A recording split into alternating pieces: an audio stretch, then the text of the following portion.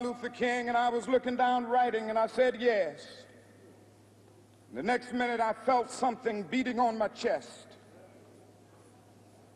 Before I knew it, I had been stabbed by this demented woman. I was rushed to Harlem Hospital. It was a dark Saturday afternoon. That blade had gone through, and the x-rays revealed that the tip of the blade was on the edge of my aorta, the main artery. And once that's punctured, you're drowned in your own blood. That's the end of you. It came out in the New York Times the next morning that if I had merely sneezed, I would have died. Well, about 4 days later, they allowed me, after the operation, after my chest had been opened and the blade had been taken out, to move around in the wheelchair in the hospital. They allowed me to read some of the mail that came in, and from all over the states and the world, kind letters came in. I read a few, but one of them I will never forget. I had received one from the president and the vice president. I've forgotten what those telegrams said. I'd received a visit and a letter from the governor of New York, but I've forgotten what that letter said. Yes. But there was another letter that came from a little girl, a young girl, who was a student at the White Plains High School. And I looked at that letter, and I'll never forget it. It said simply, "Dear Dr. King, I am a 9th grade student at the White Plains High School." She said, "While it should not matter, I would like to mention that I'm a white girl. I read in the paper of your misfortune and of your suffering. And I read that if you had sneezed, you would have died. And I'm simply writing you to say that I'm so happy that you didn't sneeze. And I want to say tonight,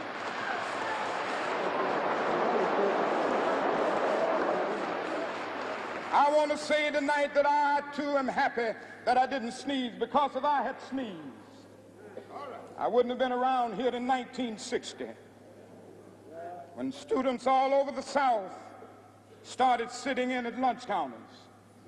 And I knew that as they were sitting in, they were really standing up for the best in the American dream, and taking the whole nation back to those great wells of democracy which were dug deep by the founding fathers in the Declaration of Independence and the Constitution. If I had sneezed, I wouldn't have been around here in 1961, when we decided to take a ride for freedom and ended segregation in interstate travel.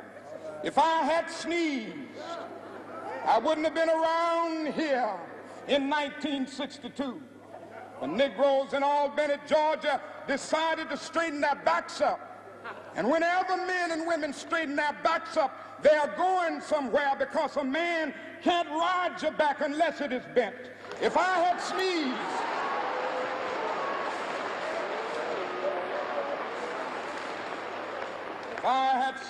I wouldn't have been here in 1963.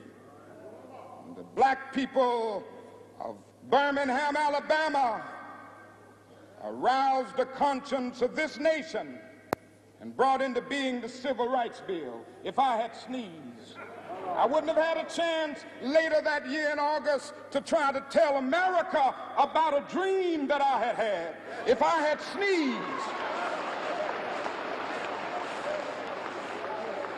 I wouldn't have been down in Selma, Alabama, to see the great movement there. If I had sneezed, I wouldn't have been in Memphis to see a community rally around those brothers and sisters who are suffering.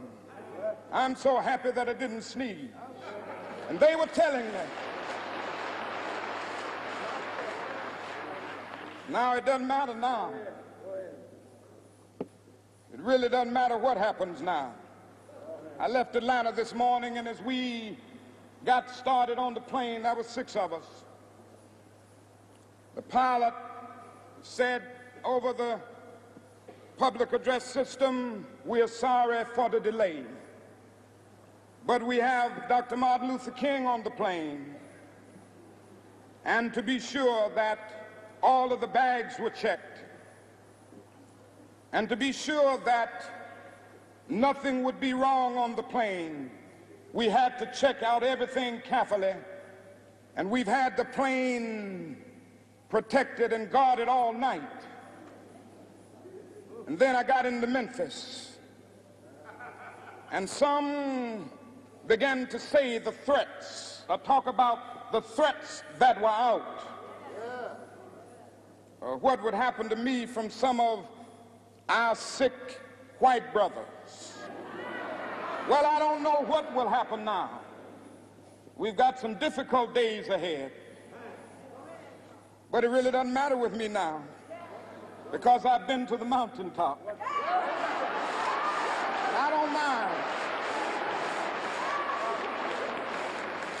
Like anybody, I would like to live a long life. Longevity has its place.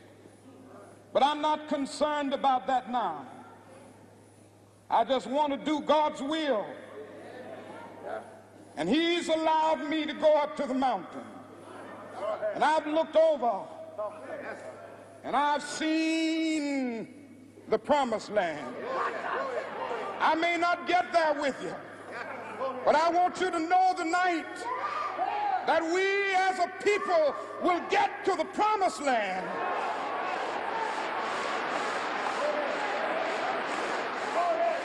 So I'm happy tonight. I'm not worried about anything. I'm not fearing any man. Mine eyes have seen the glory of the coming of the Lord. Dr. King, April 3rd, 1968, assassinated the next day in Memphis, Tennessee. And that does it for today's program. Democracy Now! Is produced by Mike Burke, Sharif Abdul-Qudus, John Hamilton, Anna Nagara, Elizabeth Press, Jeremy Scahill, Mike DeFilippo, Ryan Abernathy, our engineer. Special thanks to Adam Haight and Orlando Richards and Erica So, Uri Galed. Happy birthday, Angela Alston. I'm Amy Goodman. Thanks for joining us.